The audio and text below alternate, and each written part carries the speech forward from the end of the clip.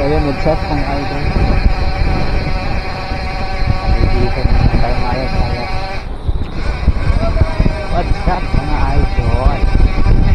Hello, nandito naman tayo sa Yala. Lala.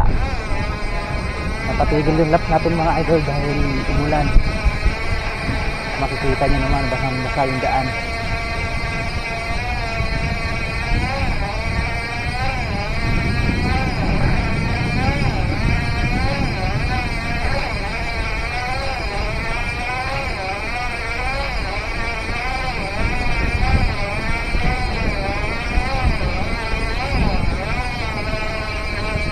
Daming tao mga idol.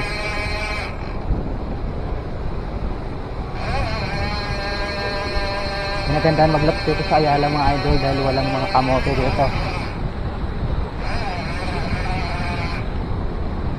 Dito naman mga idol, chill ride lang mga takbuhan dito ng mga nagbabike. Pag sa Mua ka pumunta,